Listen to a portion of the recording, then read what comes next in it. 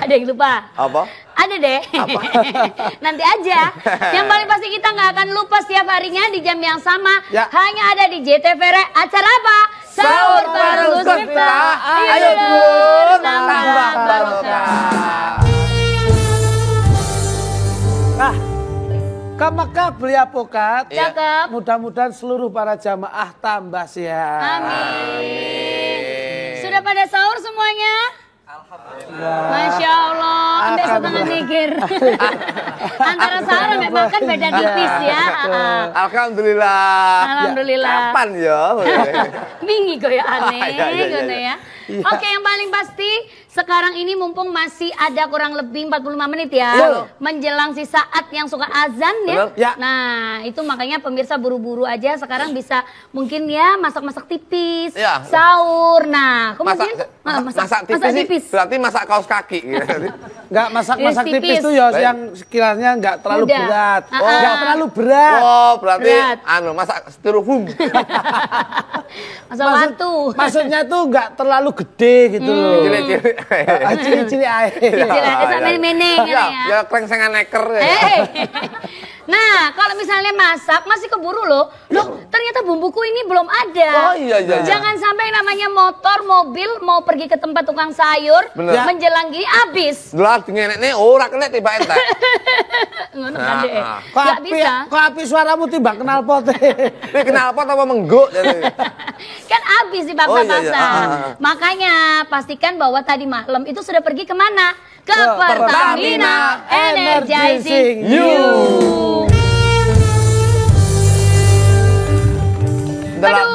Aduh. Soalnya segmennya singin telu kan. Aduh. Langsung ya. Ayo. Lah numpak sepeda motor. Se. Aduh, geser dong. Aduh.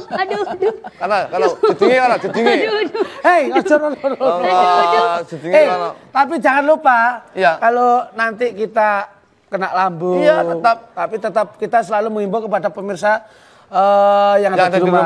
yang dari studio, Betul. pokoknya ada ngunjuke atau mimiki atau minumnya itu Iya. promah. Iya. Karena promah ibadah puasa jangan sampai diganggu sama gangguan lambung, mulai Betul. dari mual, kembung sampai perih ulu hati, selalu sedia promah herbal. Obat gangguan lambung herbal nomor 1 Di Indonesia. Dengan bahan herbal lebih hangat, puasa lebih nyaman. Promah herbal dengan bahan herbal berkualitas untuk gangguan lambung.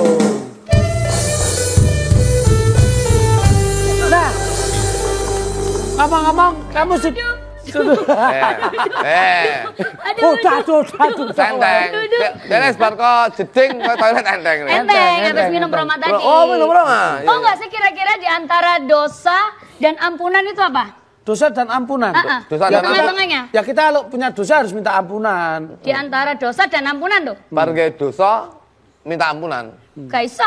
Tapi Dan di antara dosa dan Dan- ampunan. Oh. Dan tengah-tengah nego. berarti enak nih. Apa? Di antara dosa dan ampunan. Dan Ini soalnya nempel dikit. nempel di. Jadi kadang kita nggak tahu ya Mas Ya Yo. nggak tahu. Masalahnya like, kini berbuat dosa terus ampunannya ini sebelah mana? Sudah Apa? diampunkan apa belum? Nah, bener kuwi. Lah dosa yang kita lakukan kan juga nggak tahu. Heeh. Lah apa yang diberi ampunannya juga nggak tahu. Nggak tahu. Lah Diampuni apa ora kan tahu. Nah, Biar iya. lebih tahu kita minta ampunan. Loh iya. kepada sama Gus Miftah. Gara-gara telat ya. Iya. Oke kalau begitu langsung saja Bapak Ibu kita timbali bareng ya. Ye. Al-Mukarram. Gus Miftah. Salatullah, salamullah, ala toha Rasulillah. Salatullah, salamullah, ala yasin hamidillah.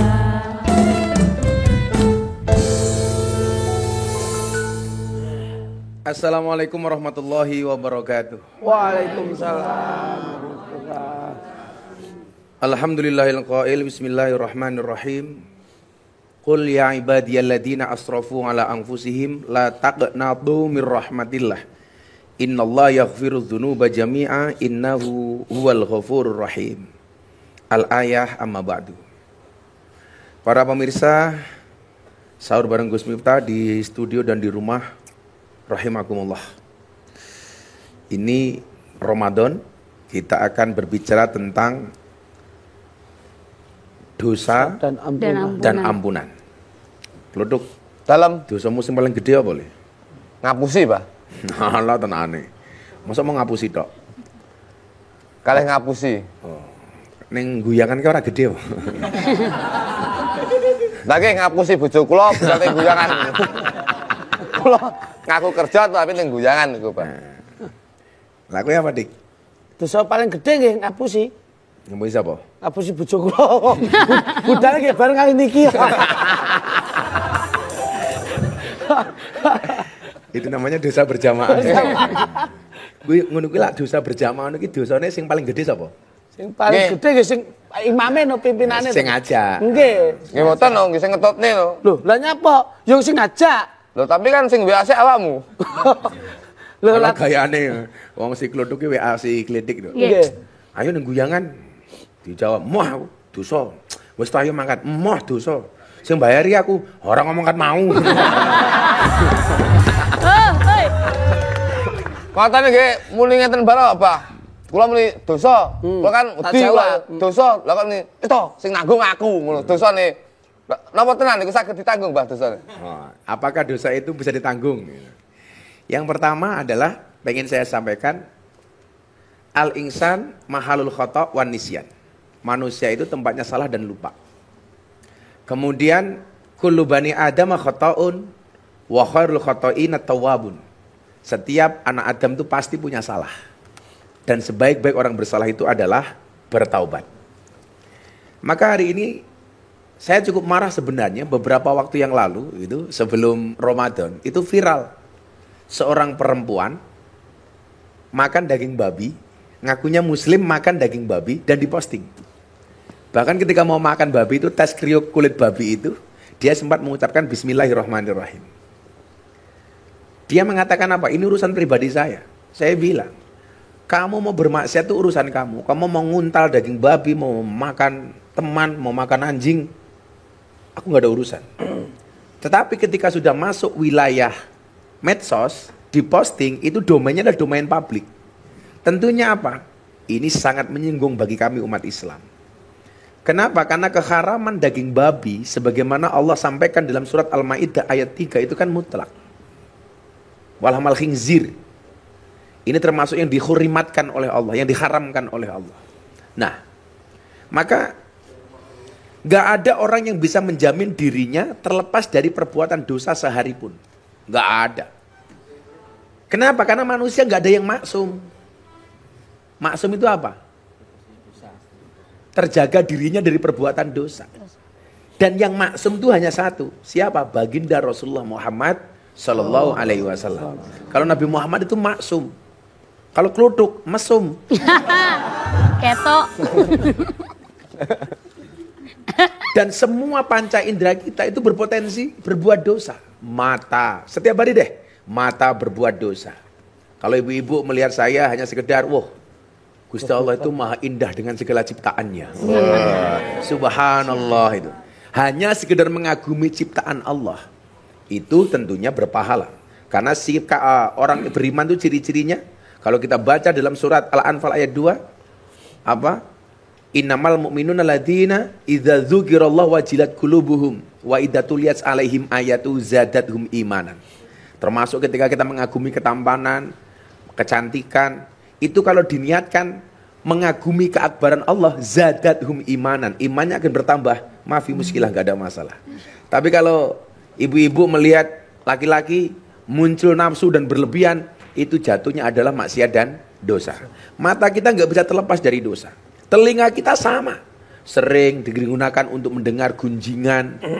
Ketika kita mendengar ternyata apa? Mulut juga ikut bermaksiat. Dengan cara apa? Nandui.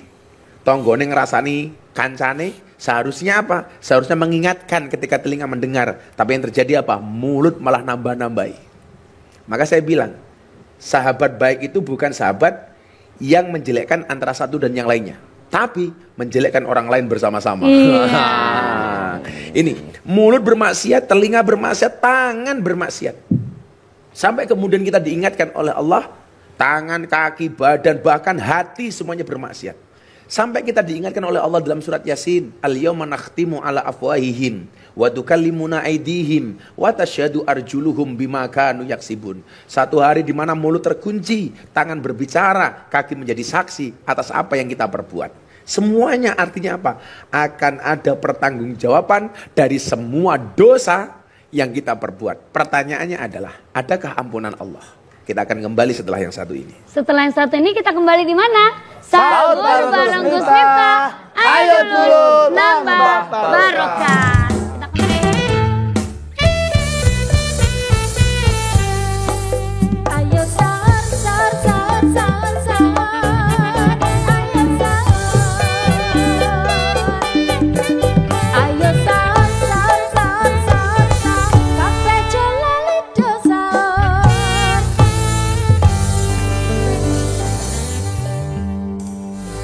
Lagi di sahur bareng Gus Miftah. Ayo dulur nambah barokah.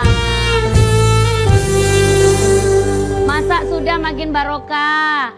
Terus juga buka juga barokah, Masya Allah. Amin. Ngeliatin kita di TV barokah. Amin. Biar lebih barokah lagi, lebih energi lagi.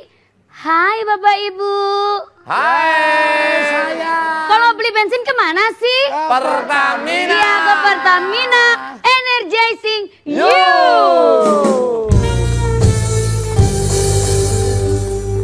Ibu-ibu, bapak-bapak. Oi. Lo kan mau janji nih, ya sayang. Sayang. Ibu-ibu, bapak-bapak. Iya sayang. Dari Jakarta ke Pulau Madura. Nggak jadi Gus Miftah, masih ada Gus Bara. Langsung saja kami persilakan kepada Bapak Dr. Haji Muhammad Ali Bara LC MHum. Kami persilakan. Allahumma sholli wa sallim ala sayyidina wa maulana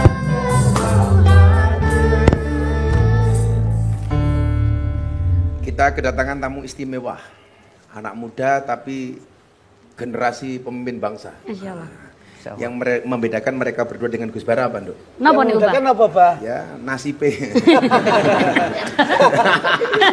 Gus Bara sehat, Gus. Alhamdulillah, Bang Istimewa. Gus Bara ini wakil bupati Mojokerto. Mojokerto. Ah. Masya Allah. Tadi saya dengar di belakang. Bukan wakil bupati, Gus. Napa? Calon bupati. Amin. Amin, amin, amin. Kalau puasa itu aktivitas Gus Bara sebagai wakil bupati itu ada kendala nggak, Gus? Selama ini alhamdulillah tidak ada kendala. Hmm. Baik-baik saja. Kalau puasa ini lebih sering kita turun ke masyarakat, undangan-undangan, menghadiri acara pengajian, terus buka bersama, taraweh bersama. Seperti Justru itu. lebih padat ya? Padat insya Allah. Sama mereka juga kalau puasa itu padat. Padat apa, Pak? Ya padat cari buka puasa. Gratisan ya. Apa wajahnya? Dia ini wajah laran. Ah, jadi kayak kota amal. Ya. Ora kota anmal salah. Kota infak. Kota ini. Nanti mubeng kayak golek takjil nanti. Nah, puasa itu kan pahala-pahalanya dilipat gandakan. Kebiasaan-kebiasaan Gus Bara dan keluarga kayak dengan Abah Asep yang dari dulu kecil sampai sekarang masih terjaga apa, Gus? Biasanya kalau keluarga kita kalau waktu puasa itu mengundang beberapa masyarakat desa di Pacet di pondok kami itu kurang lebih 10.000.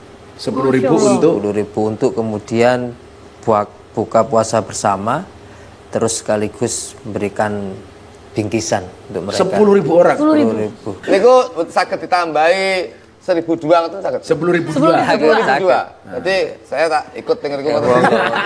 Oh, masih absen dulu. Iya. Nah, kalau terkait dengan posisi Gus Bara sebagai wakil bupati.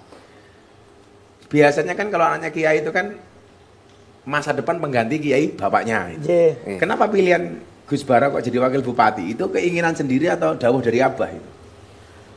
Justru malah ini perintah beliau. Karena pada awalnya saya ini memposisikan diri untuk menggantikan beliau dan menyiapkan diri untuk mengganti beliau. Tapi di tengah perjalanan beliau memerintahkan, ya istilahnya, mendahului saya untuk kemudian terjun untuk berkhidmat kepada masyarakat. Justru ini malah perintah beliau. Oh, jadi bukan inisiatif dari Gus Bara? Bukan. Oh, ternyata malah perintah dari Abah. Abah Asep. Saya juga betul, Bah. Nama diperintah siapa? Saya juga perintah dari beliau bapak saya. Untuk jadi apa? Jadikan wakil bupati. Jadi dagelan. Terus Karena saya harus terjun ke jurang. terjun ke masyarakat, kok terjun ke jurang. Karena di masyarakat ke jurang. Ini kan circle yang berbeda. Hidup di dunia pesantren. Yang bahkan Gus Bara ini ya putra mahkota nih. Putra mahkota, artinya putra mahkota itu ya tongkat estafet berikut dari Abah Asep, ya salah satunya beliau. Masuk ke dunia birokrasi. Kaget nggak, Gus? Kaget, sangat kaget karena sangat berbeda, jauh. Berbeda jauh antara dunia pesantren yang selama ini kami hidup mulai dari kecil sampai dewasa ini, dengan kemudian masuk di dunia birokrasi, sangat jauh perbedaannya. Sehingga kemudian mau tidak mau kita harus beradaptasi dengan kondisi yang ada. Nah Gus, kalau ngomong soal birokrasi, jadi seorang wakil bupati itu kan dua sisi mata uang. Artinya ya, dia mau masuk surga karena jabatannya ya gampang, karena punya kebijakan. Kalau kayak saya dai itu kan cuman mulut saja, cuman cangkeman saja. Makanya saya selalu bilang, pondok pesantren itu mengajarkan kebenaran, tapi tidak menjamin seseorang berbuat benar. Siapa yang bisa menjamin? Saya itu ngaji di panggung mengajarkan kebaikan, tapi saya tidak bisa menjamin seseorang berbuat baik. Beda dengan orang yang punya kekuasaan dan jabatan. Nah, Gus Bara memahami itu bagaimana, Gus? Iya, jadi ada salah satu hadis yang menyebutkan man kana lahu malun falyatasaddaq bimalihi wa man kana lahu malun falyatasaddaq bimalihi wa man kana lahu ilmun falyatasaddaq bi ilmihi wa man kana lahu jahun falyatasaddaq bi jahi. Barang siapa yang memiliki harta, maka bersedekahlah dengan hartamu, bersedekahlah, berdakwalah dengan hartamu. Maka dan barang siapa yang memiliki ilmu, maka lahan dakwanya adalah ilmu tersebut. Dan barang siapa yang memiliki kedudukan atau kebijakan, maka lahan dakwanya itu adalah kebijakan tersebut. Oleh karena itu, bagi saya sebagai yang pada hari ini sebagai wakil bupati, artinya duduk pada jajaran birokrasi, maka lahan dakwah kita sebenarnya semua memiliki lahan dakwah yang sama. Tapi lahan dakwah saya sekarang ini lebih pada dunia birokrasi, di mana kemudian memberikan keputusan-keputusan yang bisa memberikan kemaslahatan kepada masyarakat. Dan Allah juga dalam satu hadis juga kemudian menjamin bagi seorang pemimpin ketika nanti di hari kiamat dan tidak ada payung, hanya payungnya Allah, maka pemimpin yang adil itulah yang akan diberikan salah satu payung. Sab'atun yudilluhumullahu yawma la dhilla illa dhilluh. Ada 7 orang yang mana nanti di hari akhir tidak ada payung kecuali payung yang diberikan oleh Allah. Salah satunya adalah yang pertama al-imamul adil, pemimpin yang adil. Jadi menurut saya apapun profesi kita, pendakwah ataupun birokrat ataupun orang yang berkelebihan harta, memiliki peluang untuk bisa menebarkan kebaikan, menebarkan sesuai dengan profesinya. Sesuai dengan profesinya masing-masing. Dan ternyata 7 golongan itu, Gus, itu nggak ada yang satu golongan dagelan itu nggak ada. Nggak ada. Pon kula mangsul riyin, Mbak. Ya kono mulia. Emangnya aku kon gandoli ya. Sorry. Kowe gandolan to, Pak. Gayanya sok ngambek. Jelas diganduli. Enak lho sing ngambek akhirnya di backlist ya. Iya, enak lho. Enak aja ngambek kae. Kita akan banyak ngobrol lagi tentang tadi tema kita soal ampunan dan dosa. Juga kita akan masih kembali dengan Gus Bara setelah yang satu ini. Setelah yang satu ini kita akan kembali di sahur bareng Gus Miftah. Ayo dulur, nambah barokah.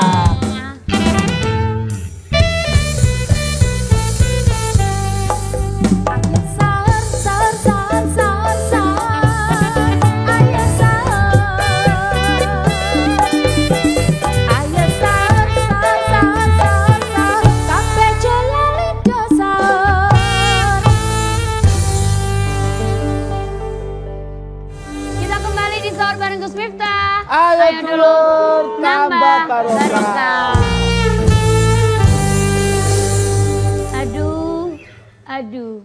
Aduh. Aduhnya agak yang semangat. Soalnya ada tamu. Sungkan, aduh sungkan. Aduh. Aduh. Sampean ya, aduh. Kita omongi sampean. Nggih. Itu udah iki adu-adu tergantung bintang tamu nih sapa. Nggih. Kira bintang tamune sing ndek kenane niku. Waduh. Kalau ini Bu Budi, waduh. Langsung mau jawab ya. Jojowi. Ibaratnya mencari perhiasan indah itu adalah mutiara. Masya Allah. iya artinya. Mencarinya di pinggir kali. Iya, Artinya? cakep. Alhamdulillah bisa ketemu Gus Bara. Setelah berdekatan, beliaunya ganteng sekali. Masya Allah. Hati-hati Gus. Biasanya bar ngomong niku bareng ngenten iki lho Gus. Boleh ngeten berusaha oke-oke. Pokoknya iso nggo tuku gorengan ngeten kok. Dalek mengke telat nam gorengan, akhirnya lambungnya kumat. Nah, lek gak bagi-bagi. Ape. Betul. Lek gak bagi-bagi sing mangane kumat. Heeh, mesakne sing ora dibagi. Iya. Mergo lambungnya Sing ora kumat. dibagi lambungnya kumat. Kumat. Sing ora bagi stroke. Ayo.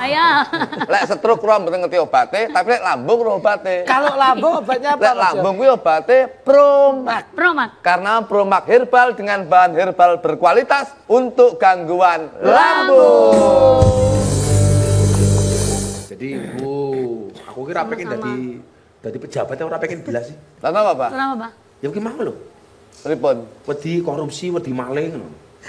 Jadi karena saya tahu potensi saya itu. Jadi kalau saya kemudian terjun ke dunia birokrasi itu ya mungkin kalau Gus Bara kan makomnya sudah tinggi, beda dengan mereka lah. Bayana sama was sumur sat gitu loh. Antara langit dan sumur sat gitu loh. Sumur sat.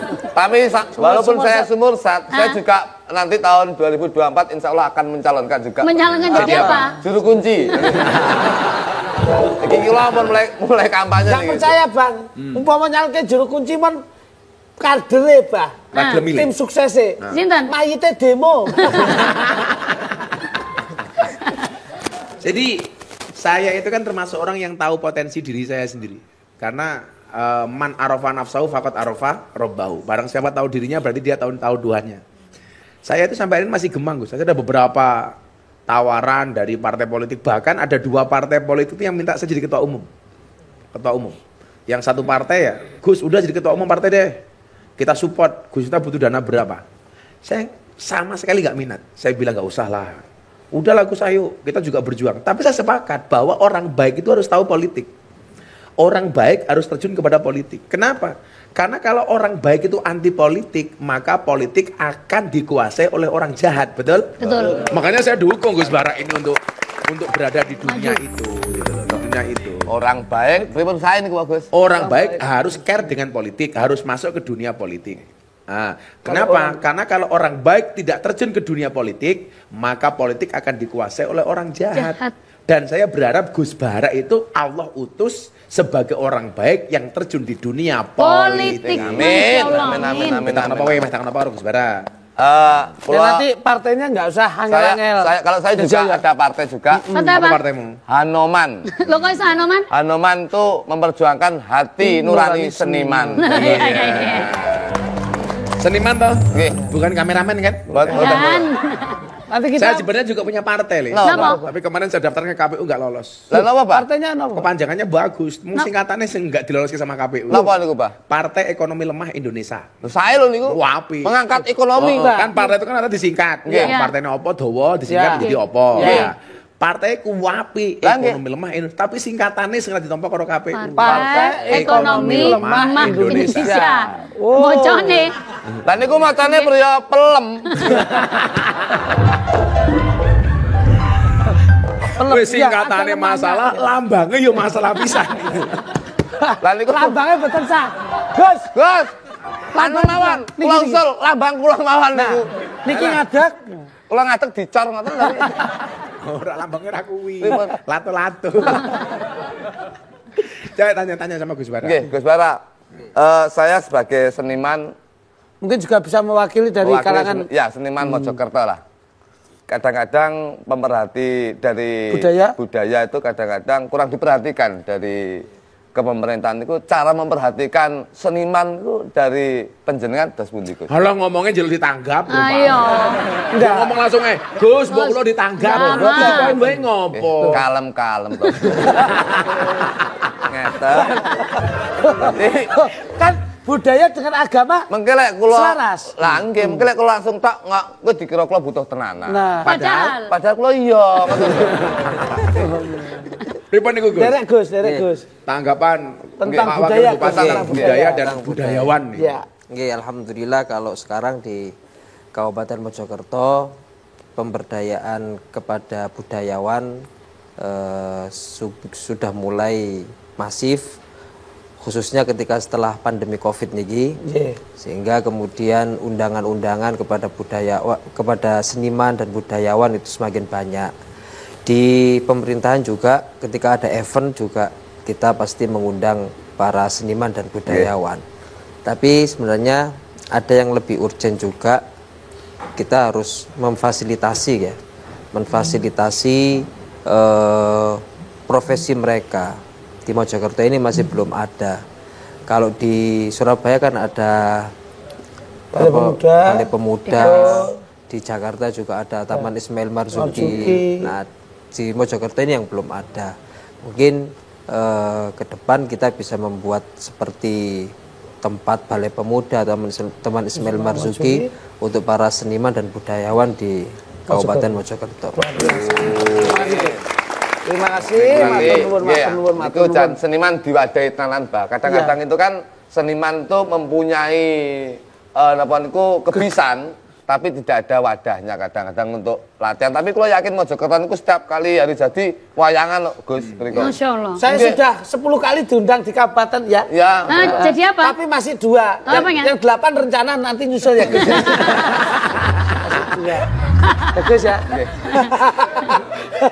Ya kan di lapangan niku pundi niku? Di lapangan itu loh Gus. Lapan mana? Jadi salah satu ciri-ciri orang yang tidak bisa menjaga kehormatan dirinya adalah ngemis-ngemis job. Bedanya orang kalau ngundang Gus Miftah sama mereka berdua satu, Nduk. Iya, iya. Kalau ngundang Gus Miftah kadang-kadang malah di DP ya. Iya. Mereka enggak diundang malah DP. Bahaya. Ben ra di cancel. Malah dengi bosok kula. Lah ngapa? Kadung di Kadung DP. DP tibake corona prai kabeh. Lah kuwi mau kan wingi mau Gus Bara wis ngendikan Iya. bahwa kemarin sempat seniman-seniman tidak diundang gara-gara Covid. Lah, kalau hari ini kamu belum diundang, jangan-jangan kamu masih dianggap Covid. Mboten nak nggih Gus nggih.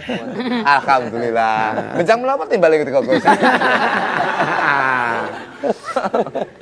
Nggih selak jatale padet, mbok bilih jenengan badhe DP monggo mangke saged nggih. Wes pokoke. Nah, kalau rencana Gus Bara ke depan, ini seperti apa? Proyeksi hidupnya Mas Bara itu seperti apa sih? Besok kembali ke pondok pesantren atau pengen jadi presiden atau apa gitu? Kalau saya selama ini mengalir sih. Tapi untuk sebenarnya angan-angan hidup ke depan itu ya ingin kembali ke pesantren sebenarnya. Karena memang saya juga sejak kecil ada di pesantren, pendidikan mengenyam di pesantren sampai kemudian bisa kuliah di Al-Azhar dan seterusnya. Keinginan untuk kembali ke pesantren itu tetap masih ada, tapi untuk sekarang ini Abah itu memerintahkan, mengamanahkan kepada saya untuk terjun di birokrasi.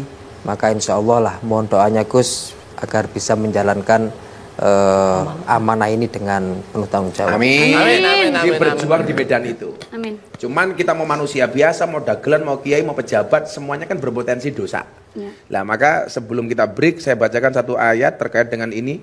Walladzina idza fa'alu fahisatan aw dzalamu anfusahum dzakarullah fastaghfaru lidunubihim wa may yaghfiru dzunuba illallah wa lam yusirru ala ma fa'alu wa hum ya'malun. Wa hum ya'lamun. Nah, dan juga orang-orang yang apabila mengerjakan perbuatan keji atau mendolimi diri sendiri, segera mengingat Allah, lalu memohon ampunan atas dosa-dosanya, dan siapa lagi yang dapat mengampuni dosa-dosa selain Allah, dan mereka tidak meneruskan perbuatan dosa itu, sedang mereka mengetahui. Nah, mudah-mudahan Allah Subhanahu wa Ta'ala mengampuni dosa kita semuanya. Amin. Ya Allah. Kita akan kembali setelah yang satu ini. Setelah satu ini di mana? Sahur bareng Gus Miftah. Ayo dulur nambah barokah.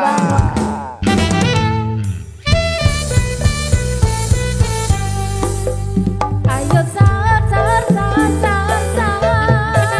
Ayo sahur. Ayo sahur, sahur, sahur, sahur, sahur. Kabeh jalan itu sahur. Masya Allah, kita balik lagi di Sahur bareng Gus Miftah. Ayo dulur tambah barokah. Sayang Nanda, Dan pemirsa, sekarang saatnya segmen Kamu Nanya. kamu nanya. Nanya. Kamu nanya. Kamu tanya enggak? Aku tanya. Tanya apa? Kamu nanya-tanya. Sebelum bapak-bapak ibu-ibu bertanya, aku mau nanya dulu kepada Nanya kamu. apa? Di hadapan kamu ada orang cakep dua. Iya. Sumpama pilih Gus Miftah atau Gus pilih Bara. Gus Bara ya. Jajal, jomblo. Jelas suara raimu. Sulit nih, sulit. Lah, tuh. iya. Iya. Begitu sulit. Pilih ndi? Apa ya? Mau jenengan pilih pundi? Sahur masih ada 10 tahun. Akhirnya 10 tahun. 10 tahun sahurnya kan. Iya. Berarti kan apa kan kontrak aku masih 10 tahun. Iya, iya. Gus Bara masih ada peluang istri kedua.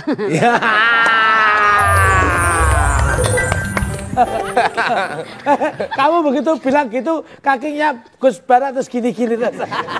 Dumuta. Gini Dumuta orang maksudnya. kesemutan Nggak salah. apa-apa. Gendang toh, gendang.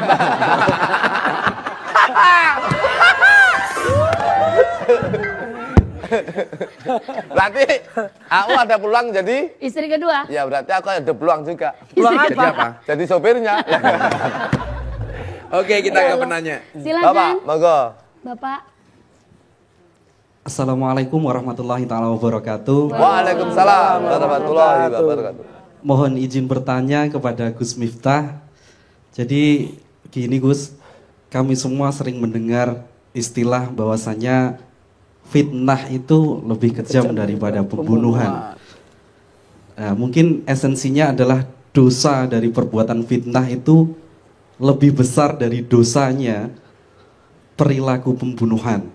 Nah, dari istilah ini kami mohon izin untuk penjelasan secara detail. Barangkali kami dan semua pendengar dari pemirsa yang ada kurang bisa memahami dari istilah fitnah itu lebih besar atau lebih kejam daripada pembunuhan. Terima kasih Gus. Wassalamualaikum Siapa namanya tadi? warahmatullahi taala wabarakatuh. Waalaikumsalam. Kamu siapa mau?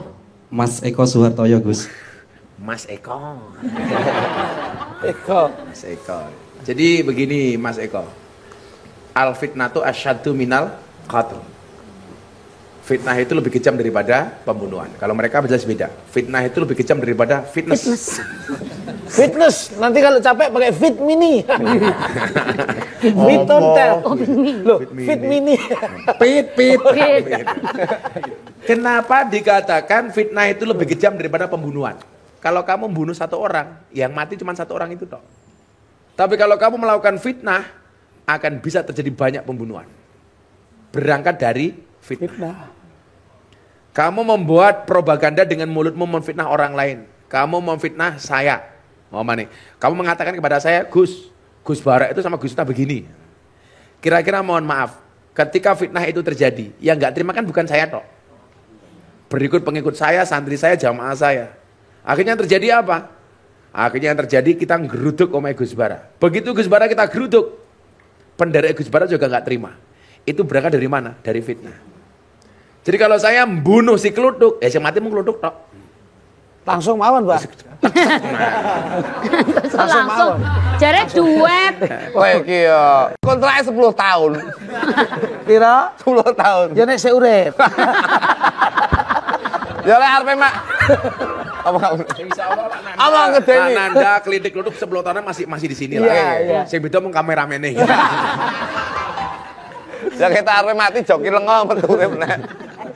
Sampun. Pondok karo bapakku ngerokok. Gimana? Di kanane terpak ngerokok terus mati loh. Alah ya aku nggak korek kok sumet meneh.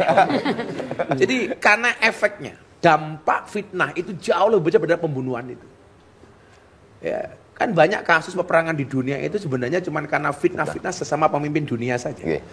Maka kemudian efeknya yang perang, fitnahnya hanya dari satu mulut seorang kepala negara. Coba dampaknya apa? Negara yang perang.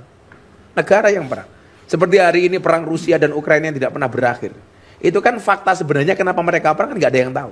Bisa jadi hanya berangkat dari fitnah. Itulah kenapa dikatakan fitnah itu lebih kejam daripada pembunuhan. Karena dampaknya. Karena efeknya. Kira-kira begitu. Nah. Gus, ini sebelum kita berakhir, apa yang pengen Gus Barak sampaikan? Ya untuk warga Indonesia ya, wabil khusus Mojokerto. Yang ingin saya sampaikan untuk seluruh masyarakat Indonesia, lebih khusus untuk masyarakat Mojokerto, agar kemudian menjadi manusia yang bisa memberikan manfaat kepada manusia yang lainnya. Tadi apa sampaikan Gus Miftah dan pertanyaan dari Mas itu tadi terkait dengan fitnah. Fitnah itu juga bagian dari tidak ada manfaatnya sama sekali. Oleh karena itu dampaknya juga sungguh sangat luar biasa. Kita lihat peperangan di berbagai kota, di berbagai negara Arab, Irak, Syria, Libya, Yaman. Itu semuanya terjadi dari awalnya sebuah fitnah antar sesama. Sehingga kemudian dampaknya luar biasa, yang mengungsi jutaan, yang meninggal puluhan ribu, ratusan ribu, itu bermula dari fitnah. Oleh karena itu kita harus mengedepankan tabayun, mengedepankan konfirmasi ketika kemudian terjadi fitnah di antara kita semua. Yang terpenting adalah marilah kita memberikan kemanfaatan untuk sesama orang lain. Terima kasih. Dan sebagai penutup terkait dengan masalah dosa dan ampunan, kita diingatkan dengan salah satu sabda Nabi Muhammad SAW, kullu ummati mu'afan illal mujahirin. Semua umatku akan diampuni kecuali mujahirin. Siapa itu mujahirin? Orang yang dengan terang-terangan berbuat dosa. Maka sering saya bilang, orang itu beribadah sombong dan pamer nggak boleh. Apalagi berbuat maksiat sombong dan dipamerkan. Mendering nganjuk, guru paling baik, teladan. Saya ini umat Islam paling baik, Jumatan tiap hari. Coba sekali mawon, Pak. Jumatan seminggu pisan jenengan niku.